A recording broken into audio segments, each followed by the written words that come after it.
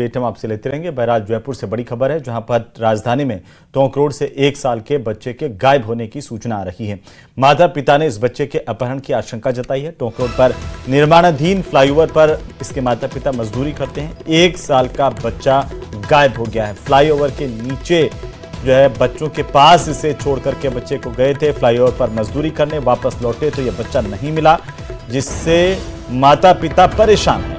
मध्य प्रदेश के रहने वाले माता पिता जयपुर में मजदूरी करते हैं। एक व्यक्ति और महिला पर इस बच्चे के अपहरण करने का संदेह इन माता पिता ने जताया है।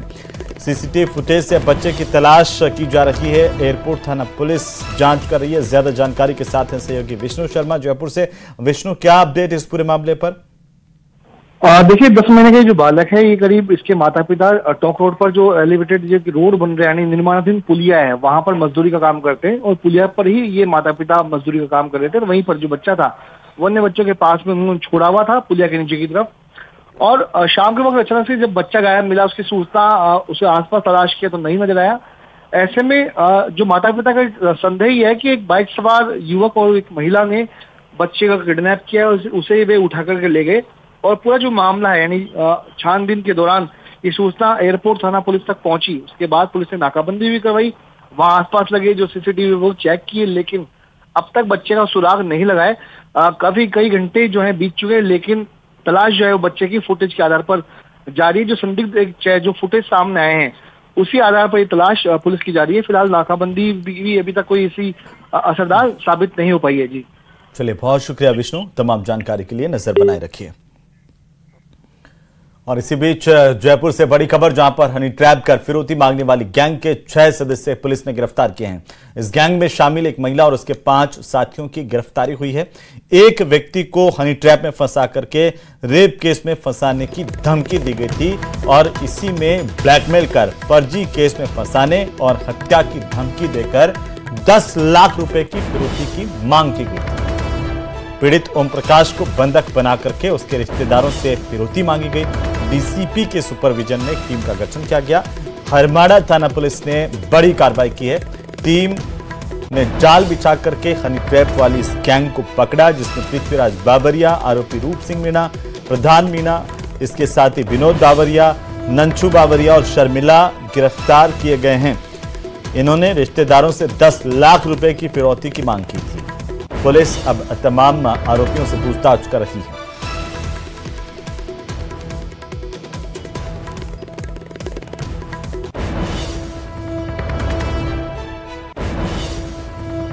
तो वहीं गाजा के पास में इजराइल और मिस्र की सेना के बीच में गोलीबारी होने की खबर मिली है। इसी दौरान मिस्र के एक सैनिक की मौत भी हुई है। यह घटना पश्चिम एशिया में बहुत बड़ा तनाव पैदा कर सकती है, क्योंकि अब इजराइल को एक और फ्रंट खुलने का पूरा डर सता रहा है। आखिर ऐसे हालात क्यों पैदा हुए, इसकी 3 बहुत गंभीर वजह बताई जा रही है, जो आप इस रिपोर्ट में देखिए।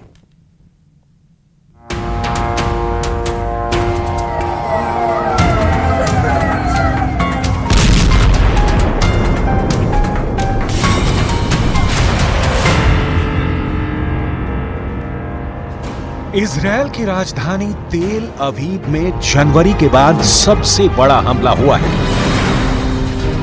यह रॉकेट अटैक के बाद उठ रहा धुआं है। तेल अवीव में अजीब सी दहशत फैली हुई है।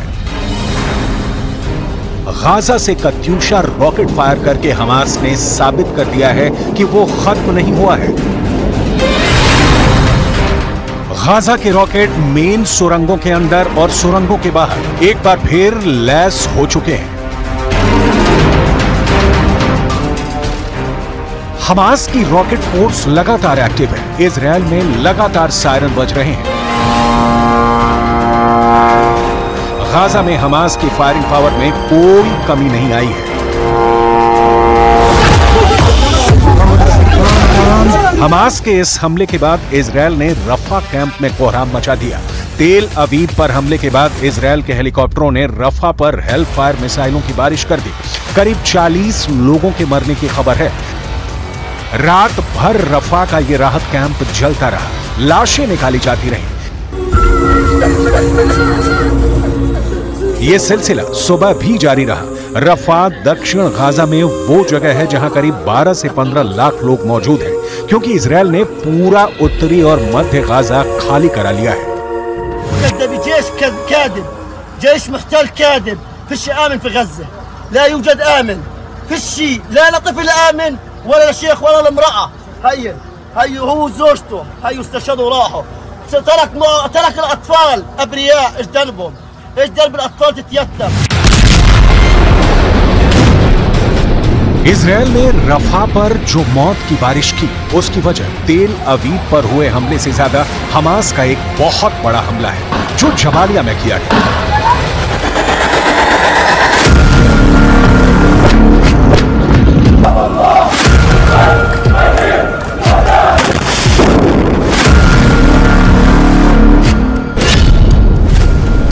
मारे इजरायली सैनिक, हमास का खूनी हमला।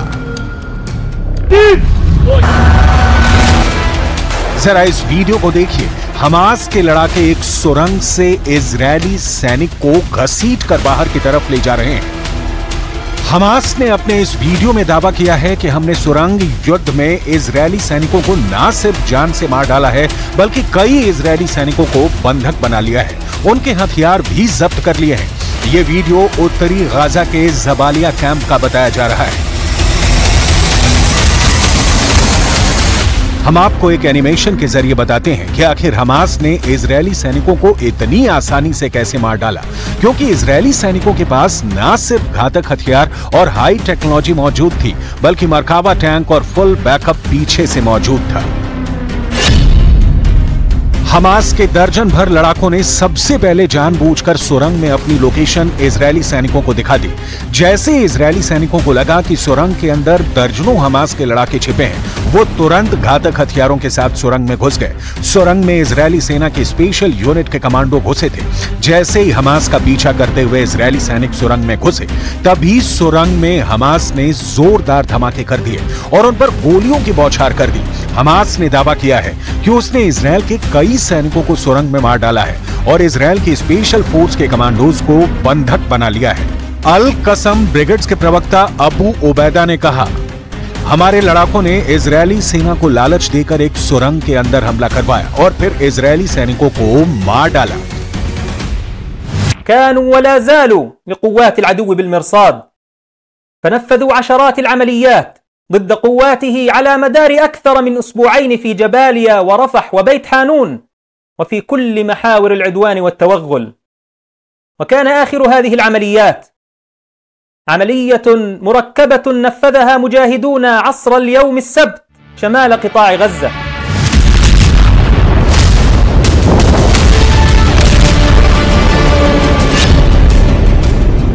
खून के आंसू रोए नेतन्याहू 200 दिन बाद बदला।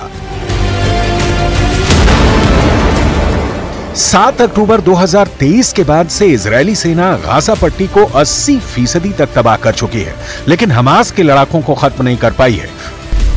200 दिन की जंग के बाद भी हमास के लड़ाके ना तो हार मान रहे हैं और ना ही इजरायली सेना पर हमला करने से चूक रहे हैं। हैरानी की बात तो यह है कि हमास के लड़ाके अब उन जगहों पर हमला कर रहे हैं जहां नेतन्याहू दुनिया के सामने दावे कर रहे थे कि उत्तरी गाजा और जबालिया इलाके से हमास के लड़ाकों का पूरी तरह से खात्मा कर दिया गया है। कब्र से निकला हमास, जबालिया में फंसा इजरायल। इस वक्त इजरायली सैनिक रफा, उत्तरी गाजा, दक्षिणी गाजा, गाजा सिटी और मध्य गाजा में जंग कर रहे हैं।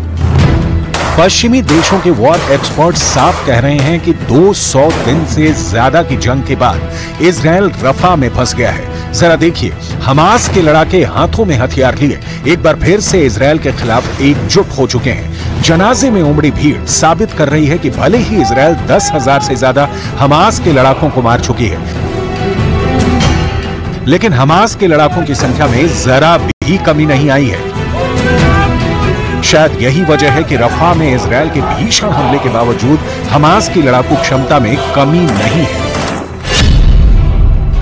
6 मई 2024 से दक्षिणी गाजा के शहर रफा में इजरायली सेना ने हमले शुरू किए। रफा में 20 दिन से ज्यादा की भीषण जंग में इजरायल की आईडीएफ ने हमास के 70 ठिकानों पर हवाई हमले किए। इजरायल की आईडीएफ ने दावा किया है कि उसके सैनिकों ने मरकावा टैंक और भारी हथियारों के साथ रफा में ग्राउंड ऑपरेशन किए हैं, जो सफल रहे हैं। आईडीएफ का कहना है कि इजरायल के इस ऑपरेशन में 50 से ज्यादा हमास लड़ाके पूर्वी रफा में मारे गए हैं। इसके अलावा हमास की दर्जनों सुरंगों को तबाह कर दिया गया है। इजरायल ने भीषण हमलों की वजह से रफा से 8 लाख फिलिस्तीनी भागने के लिए मजबूर हो गए हैं।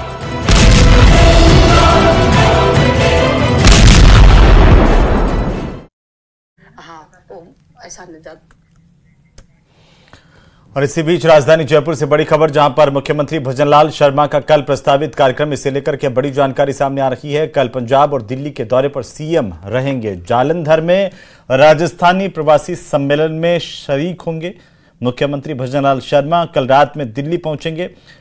और आपको बता दें कि सीएम भजनलाल शर्मा का प्रस्तावित कार्यक्रम शाम को 6 बजे जयपुर एयरपोर्ट से आदमपुर एयरपोर्ट जालंधर के लिए रवाना होंगे। रात 8 बजे राजस्थानी प्रवासी सम्मेलन में शिरकत करेंगे जल विलास मैरिज पैलेस वर्कशॉप चौक जालंधर पर। और रात को 10 बजे आदमपुर एयरपोर्ट से इंदिरा गांधी इंटरनेशनल एयरपोर्ट नई दिल्ली के लिए रवाना हो जाएंगे। रात को 10:40 पर दिल्ली पहुंचेंगे, इंदिरा गांधी इंटरनेशनल एयरपोर्ट पर पहुंचेंगे और वहां पर से सीधे वे रात्रि विश्राम के लिए जाएंगे, जहां पर रात्रि विश्राम उनका दिल्ली में ही रखा गया है। ये मुख्यमंत्री का कल का प्रस्तावित कार्यक्रम है। आपको बता दें कि लगातार चुनावी कार्यक्रमों में व्यस्त नजर आए सीएम भजनलाल शर्मा। कल उनका जालंधर का दौरा है, जहां पर प्रवासी राजस्थानी सम्मेलन में शामिल होंगे, राजस्थानी प्रवासी सम्मेलन में शिरकत करेंगे और प्रवासी राजस्थानियों को जालंधर में संबोधित भी करेंगे।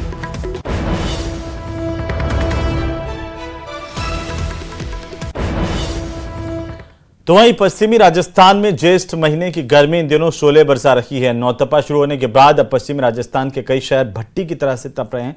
फलौदी में खासतौर पर पारा 50 के पार है, तो वहीं बाड़मेर और जोधपुर में भी भीषण गर्मी पड़ रही है। भीषण गर्मी की वजह से जनजीवन अस्त व्यस्त है। फलौदी में गर्मी से बचाव के लिए सड़कों पर पानी का छिड़काव किया जा रहा है। तो वहीं जोधपुर का जो अधिकतम तापमान रिकॉर्ड किया गया वह 47 डिग्री सेल्सियस। बाड़मेर जैसलमेर में भी पारा जो है वो लगातार तेज होता नजर आ रहा है और भीषण गर्मी का लोगों को सामना करना पड़ रहा है। संभाग में जो जिले हैं, जोधपुर शहर, जोधपुर ग्रामीण, फलौदी, जैसलमेर, बाड़मेर, बलुद्रा। अभी फलौदी में टेम्परेचर जैसा भी अखबारों में जानकारी मिली होगी, वहाँ 49 के आसपास हो गया। जैसलमेर, बाड़मेर के अंदर भी 48 डिग्री सेल्सियस हो गया। और इनमें हमारे संभाग के जो जिला अस्पताल हैं, उनमें सब जगह जो हीट वेव से प्रभावित जो रोगी आने के लिए हमने पहले से ही जो है बेड्स आरक्षित करके हैं, दवाइयों की व्यवस्था करती है। देश की पश्चिमी सरहद से सटे बाड़मेर, जैसलमेर और फलौदी के साथ साथ जोधपुर और जोधपुर ग्रामीण और पाली, जालोर, सिरोही की अगर बात करें तो निश्चित तौर पर पश्चिमी राजस्थान के इस क्षेत्र में गर्मी है पूरे परवान पर। जोधपुर और फलौदी के साथ साथ बाड़मेर ऐसा इलाका है जहां की गर्मी ने अपने सारे रिकॉर्ड तोड़ दिए हैं। इसके अलावा निश्चित तौर पर मौसम विभाग की अगर माने तो यह सिलसिला आगामी 2 से 3 दिन तक और चलने वाला है। 29 तारीख को कहीं न कहीं इससे राहत की आस बंद रही है। इस बीच जोधपुर में अगर बात की जाए तो लगातार 25 से 30 किलोमीटर की तेज हवाएं चलने की बात भी मौसम विभाग कह रहा है। वहीं रात के समय में भी पारे में गिरावट कम दर्ज की जाएगी, ऐसा भी मौसम विभाग का अनुमान है। इसको देखते हुए फलौदी में जहां पारा 50 तक जा पहुंचा था, वहां प्रशासन और जोधपुर के संभागीय आयुक्त ने विशेष हिदायतें दी है। इसके साथ ही साथ जोधपुर नगर निगम की ओर से वाटर कैनन वाहन भी वहां पहुंचाए गए हैं, जो कि अब सड़कों पर कृत्रिम बारिश कर रहे हैं, जिससे कि तापमान में कमी की जा सके। इसके साथ ही साथ बाड़मेर, जोधपुर में भी जो तापमान है आसमान की ऊंचाइयों को छू रहा है। ऐसे में जिला कलेक्टर्स को दिशा निर्देश दिए गए हैं, बिजली व्यवस्था माकूल रहे, पानी के लिए समुचित प्रबंध हो, इसको लेकर लगातार मॉनिटरिंग भी की जा रही है। विशेष तौर से मूक प्राणियों के लिए और पशु पक्षियों के लिए छाया और चारे पानी की समुचित व्यवस्था हो, इसको लेकर के भी संभागीय आयुक्त की ओर से दिशा निर्देश जारी किए गए हैं। अस्पताल में सुचारू प्रबंध रहे, उसको लेकर दिशा निर्देश दिए गए हैं। सभी अधीक्षकों को पाबंद किया गया है। लेकिन कुल मिलाकर के आमजन से बार बार इस बात की अपील की जा रही है कि गर्मी को देखते हुए वे कम से कम घर से बाहर निकलें और यदि आवश्यक है तो ऐसे समुचित उपाय करके घर से बाहर निकलें जिससे कि उनको इस गर्मी से बचाव हो सके। सहयोगी समीर खान के साथ रंजन दवे, न्यूज़ 18 राजस्थान। और गर्मी को लेकर के जो अपडेट है, जो जानकारी है, उसके मुताबिक अभी आगामी 1-2 दिन इसी तरह के हालात बने रहने वाले हैं और तमाम हालातों का जायजा लिया न्यूज़ 18 के हमारे संवाददाता ने, वो आपने देखा था। आपको बता दें कि अब खबर है जबालिया से, जहां पर इजरायली सैनिकों पर हुए हमले ने इजराइल को एक बड़ा झटका दिया। यह हमला इजरायली सेना का हौसला तोड़ सकता है। हमास का यह दावा है कि उसने इजराइल के सील कमांडो टीम को बंधक बना लिया है।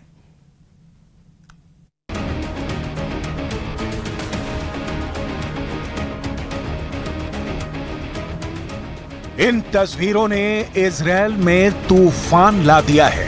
गाजा के सुरंगों में घसीट कर ले जा रहे इजरायली सैनिक कोई आम फौजी नहीं है। ये इजराइल के सबसे खतरनाक कमांडो माने जाते हैं। ये है इजराइल के सील कमांडो, जिन्हें शायतेत 13 यूनिट के नाम से जाना जाता है। शायतेत 13 इजरायली नौसेना का ठीक वैसी ही कमांडो यूनिट है जैसे अमेरिका के सील कमांडो होते हैं। यह यूनिट इजराइल के इंटेलिजेंस ग्रुप शिन बेत के तहत ऑपरेट करती है। यही वजह है कि हमास के हमले ने शायतेत 13 कमांडो की पूरी टीम के रुतबे को चकनाचूर कर दिया है। पूरे इजराइल में ये वीडियो वायरल हो चुका है। इन तस्वीरों को देखकर नेतन्याहू के कैबिनेट में कोहराम मच गया है। जिस फोर्स को इजराइल की सबसे एलीट कमांडो यूनिट माना जाता था, उस पर हमास ने पॉइंट ब्लैंक रेंज से हमला किया है। शायतेत 13 यूनिट पर हुए इस हमले में कितने कमांडो मारे गए, कितने कमांडो बंधक बने, इस पर पूरे इजराइल में खामोशी छाई हुई है। गाजा के शायतेत 13 का मारा जाना नेतन्याहू के लिए बहुत बड़ा सदमा है। हमास का दावा है कि उसने कई इजरायली कमांडो को बंधक बना लिया है। अब जबालिया में हमास और शायतेत 13 के बीच हुए इस एनकाउंटर की पुष्टि कैसे हो रही है, इसे बहुत गौर से समझिएगा, क्योंकि इजरायल इस बात को मानने के लिए तैयार नहीं कि उसके सैनिक गाजा में हुई लड़ाई के दौरान बंधक बना लिए गए हैं। हमास ने जो तस्वीरें जारी की हैं, उसके कमांडोज के कपड़ों और हथियारों में कई ऐसी चीजें हैं जो इस बात की तरफ इशारा करती हैं कि इस एनकाउंटर में शायतेत 13 यूनिट शामिल थी। इसमें है चेक गणराज्य की बनी हुई स्कॉर्पियन ईओ राइफल, जो सिर्फ इजरायल की शायतेत 13 कमांडो यूनिट इस्तेमाल करती है। स्कॉर्पियन ईवो राइफल में आगे लगा है साइलेंसर। इसका इस्तेमाल भी इजरायल की सील कमांडो यूनिट यानी शायतेत 13 ही करती है। शायतेत 13 इजरायल की खुफिया एजेंसी शिन बेत के तहत आती है और शिन बेत की रिपोर्टिंग इजरायल के प्रधानमंत्री यानी बेंजामिन नेतन्याहू को है। यानी अगर गाजा के जबालिया में शायतेत 13 को हमास ने घेर कर मारा है, तो समझ लीजिए कि पूरे इजरायल और खासकर उनके कैबिनेट में सबसे बड़े टारगेट पर बेंजामिन नेतन्याहू ही होंगे। इजरायल की खुफिया एजेंसी 3 हिस्सों में बटी है। पहली है शिन बेत, जो इजरायल की आंतरिक सुरक्षा देखती है, खुफिया जानकारी जुटाती है, ऑपरेशन करती है। दूसरी है अमान, जिसे मिलिट्री इंटेलिजेंस कहा जाता है। और तीसरी है मोसाद, जो विदेशों में इजरायल के खुफिया ऑपरेशन को अंजाम देती है। गाजा में युद्ध के दौरान फौज और खुफिया एजेंसियों पर पूरे कंट्रोल के लिए उसकी कामयाबी और उसकी नाकामी दोनों को लेकर इस वक्त नेतन्याहू कैबिनेट में बहुत बड़ी जंग चल रही है। एक तरफ गाजा की सड़कें नेतन्याहू के धमाके से दहल रही हैं, दूसरी तरफ इजरायल की सड़कों पर ऐसा हाहाकार मचा हुआ है कि नेतन्याहू की सत्ता डोल रही है। एक तरफ इजरायल गाजा पर लगातार बम गिरा रहा है, तो दूसरी तरफ तेल अवीव की सड़कें नेतन्याहू के खिलाफ नारों से गूंज रही हैं। हमास के कब्जे में अब भी करीब 125 बंधक हैं और हमास उनको तब तक नहीं छोड़ेगा जब तक इजरायल की तरफ से सीज फायर नहीं होता है। यही वजह है कि युद्ध का मिसमैनेजमेंट अब प्रधानमंत्री और रक्षा मंत्री के बीच सबसे बड़ी दरार बन चुका है। इजरायल के प्रधानमंत्री बेंजामिन नेतन्याहू और रक्षा मंत्री योआव गैलेंट लगातार एक दूसरे से टकरा रहे हैं। पब्लिक के गुस्से का साइड इफेक्ट वॉर कैबिनेट में पहुंच गया है। इस प्रदर्शन और इस हंगामे के बीच इजरायल में सत्ता के गलियारों और बंद कमरों के बीच कुछ ऐसा हो रहा है जिसे दुनिया के सामने आने से रोका जा रहा है, लेकिन इजरायल की मीडिया ने पर्दाफाश कर दिया है। तो चलिए इसी के साथ ही इस बुलेटिन में फिलहाल नहीं, आप देखते रहिए न्यूज़ 18 राजस्थान। नमस्कार।